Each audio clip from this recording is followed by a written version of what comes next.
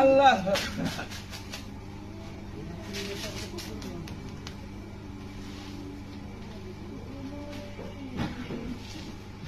করে ফ্লোরটারে এখন পানি মারতেছে।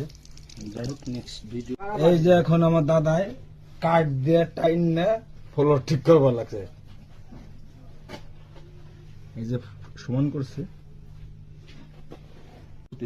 যাই হোক আজকে ফ্রাইডে, তারপরে কাজ করা লাগতেছে। दादा खाली हंसते हैं। दादा किसी बोलबो ना दादा। फर्स्ट डाल रहा है ये, हम लोग कहाँ डाल रहे हैं? मालदीव मोल्डिस इसको बोलते हैं मालदीव में। और यहाँ बहुत मेहनत का काम है और बहुत मेहनत करते हैं हम लोग। लाइक कमेंट शेयर करिए। हम लोग बहुत प्रॉब्लम में इस समय है। हम लोग का वीजा भी नहीं लगा है। ऐसे अमिल्ला चोर जैसा रहता है, भीतर भीतर काम करता है। तो थोड़ा आप लोग सपोर्ट कीजिए। যাই হোক আমাদের কাজ এখন শেষ।